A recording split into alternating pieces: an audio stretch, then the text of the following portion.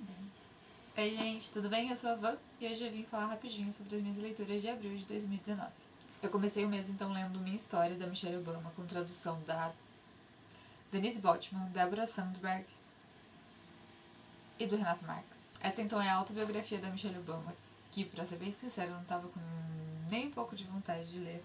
Eu até recebi o catálogo da Companhia das Letras pra ler de café, e até pensei, nossa, será que, né, pego esse livro? No fim das contas, não peguei, porque achei que ia ser meio ok.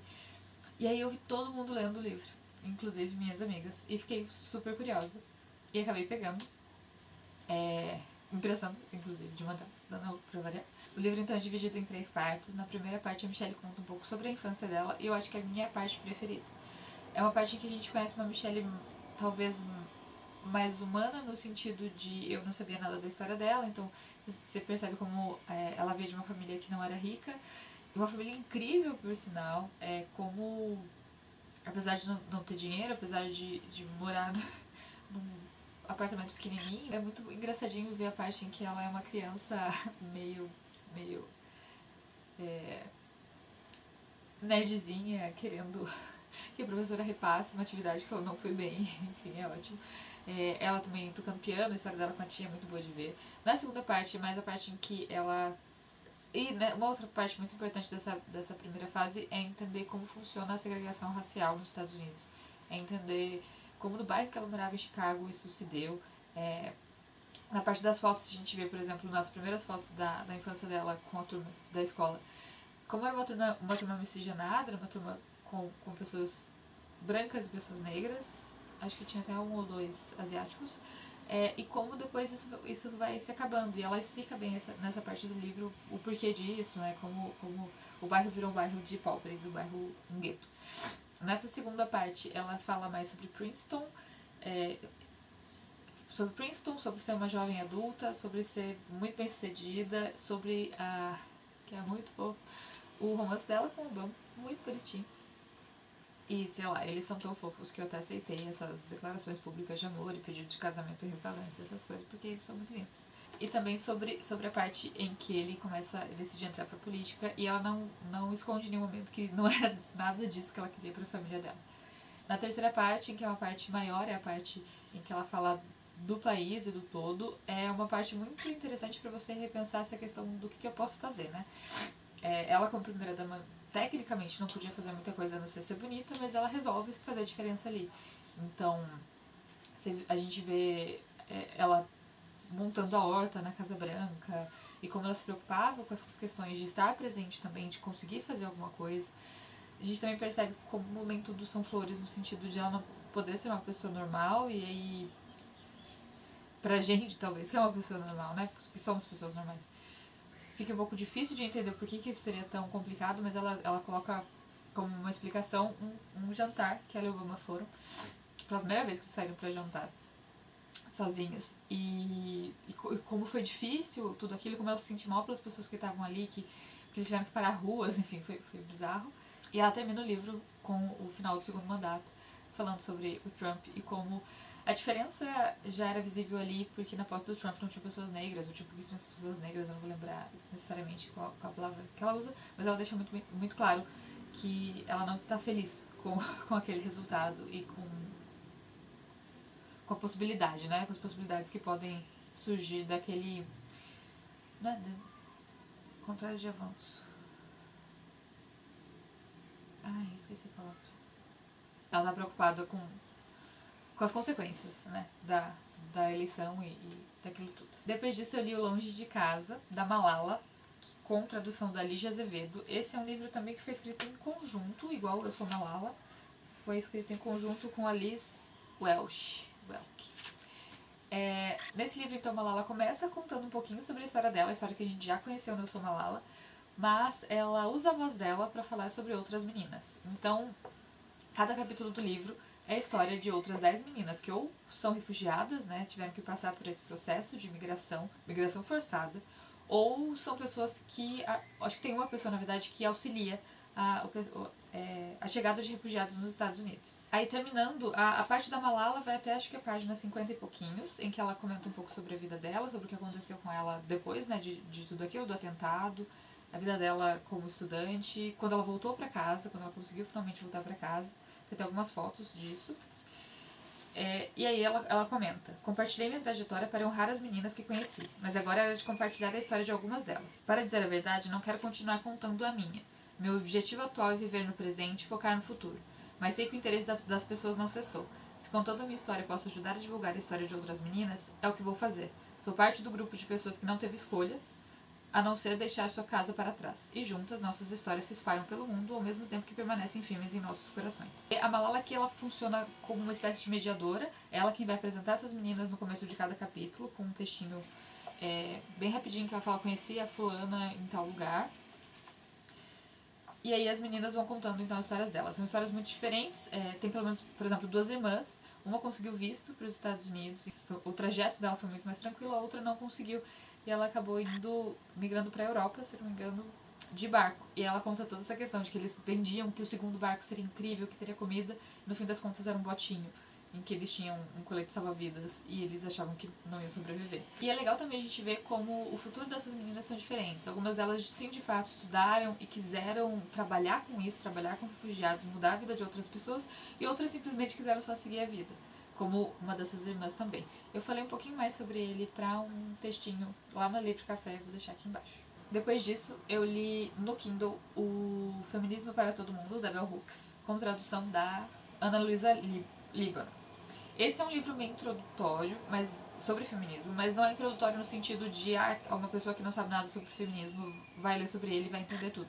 Eu acho que ele é mais introdutório no sentido da gente começar a ver um feminismo que não seja tão individualista, no sentido de sair do feminismo liberal e ir para alguma outra vertente que englobe mais pessoas e que seja mais social. A Bell Hooks é uma acadêmica, então ele tem uma linguagem talvez um pouco mais acadêmica, mas não nada muito difícil de entender, nada muito impossível. Então ela é uma introdução um pouco mais acadêmica. Eu acho que funciona melhor para essa questão de saída, né, do feminismo liberal, porque ela coloca homens como aliados. Ela acho que não traz muito questionamento nesse sentido de apontar para homens. É mais do tipo, venham aqui amigos e vamos trabalhar em conjunto. Que eu acho que para quem tá ainda no feminismo liberal é interessante, porque a impressão que eu tenho é que essas pessoas têm muito medo disso, de ser contra homens né, de fazer essa crítica a homens. E ela vai abranger várias coisas. Ela vai abranger raça. A Bell Hooks é uma feminista, mulher feminista negra. Ela vai abranger a questão de trabalho, masculinidade tóxica. Ela vai abranger a questão da beleza também um pouco. Então cada capítulo é bem separadinho nesse sentido. Eu acho que é bem interessante para quem quer começar a ler teoria feminista. Não me trouxe de novo porque eu falo meio que a história do quadrinho, do Mulheres na Luta. Não me trouxe nada de muito diferente, nada de muito inovador, mas porque eu já tenho alguma bagagem com isso, mas eu acho que é muito válido. E como foi meu primeiro contato com a Bell Hooks, eu inclusive já comprei o Ensinando a Transgredir, porque eu fiquei com vontade de conhecer mais sobre ela.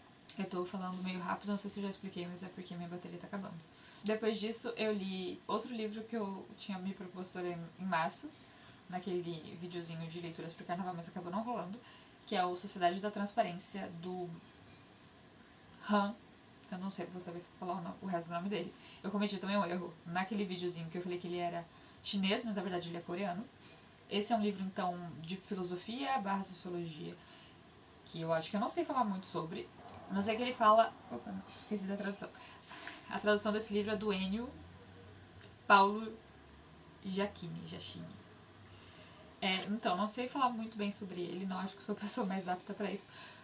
Mas ele vai tratar em toda essa questão das redes sociais como algo que impulsiona o capitalismo, né? Como forma de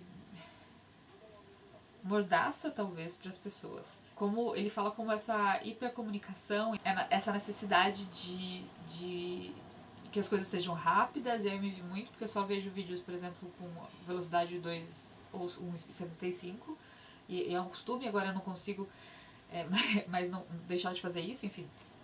Por que eu tô falando? Assim, sobre como essa nossa necessidade de aceleração e de que as coisas aconteçam rapidamente nos tornam também uma espécie de produto e de categoria.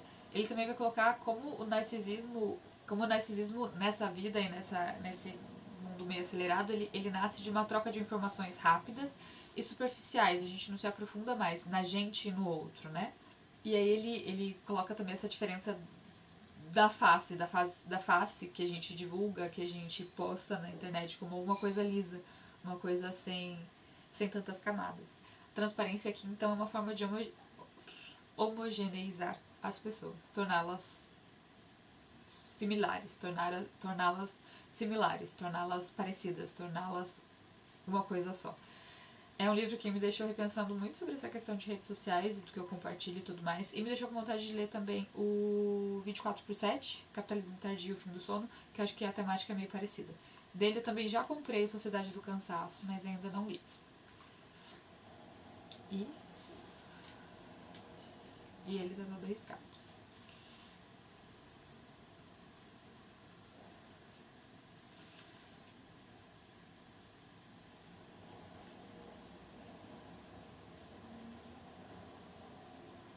E é isso. O último livro que eu li em abril é o Reivindicação dos Direitos da Mulher. Eu sempre acho que tá no plural. Da Mary Wollstonecraft, com tradução da Ivânia Pocinho Mota. Esse é um livro que eu li pra minha monografia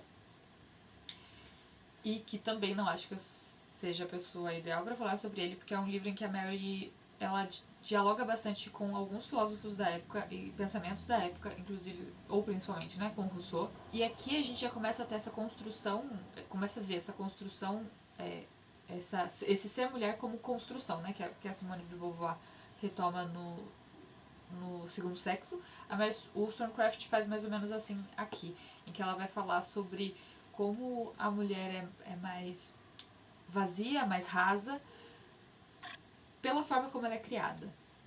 Ela dialoga muito com essa questão de Deus enfim, né, como eu disse, com teorias filosóficas da época. Então são coisas que eu não tinha muita bagagem, que eu não entendi tanto e que muitas coisas me deixaram até meio com raiva. Mas é importante a gente pensar que esse é um livro de 1792. Que tem umas coisas meio difíceis pra gente entender hoje, como leitores, né, do século XXI. Mas eu quero deixar como indicação pra vocês, pra quem tem interesse sobre o livro, um videozinho que uma professora, que eu não vou lembrar o nome porque eu não anotei, fez pro canal da Boitempo, explicando a importância desse livro para os dias atuais e essa releitura dele para os nossos dias, né, para os nossos tempos. Foi uma leitura interessante, mas não foi muito agradável. Foi um livro que foi bem arrastado e eu ficava rindo de umas partes. Enfim. Ao mesmo tempo que eu acho que é importante a gente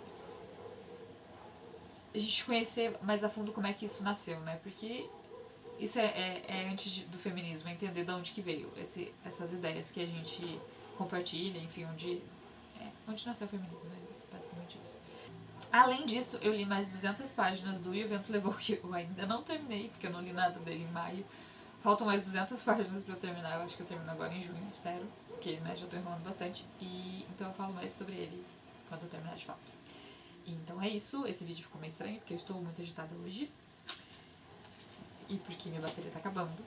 E eu sempre dou desculpas, mas que de verdade sempre acontece alguma coisa. Por exemplo, hoje é quarta-feira, 2 horas da tarde, era pra eu ter postado esse vídeo já às 10 horas da manhã. Então vamos ver se eu consigo postar até 6 horas da tarde. Porque editar leva muito tempo mesmo. E enfim, não sei mais o que eu tô falando. Então é isso, eu volto na semana que vem com um videozinho especial de Dia dos Namorados. E se der certo, para de me enrolar, Bruno. E é isso. Então, até mais. Também volto logo mais com as leituras de maio. E aí eu finalmente coloquei as coisas em dia e posso pensar em fazer resenhas de livros únicos. E é isso, eu não sei mais o que eu estou falando, já disse isso outra vez. E tem um gato aqui. Oi! Fala tchau! Tchau, gente!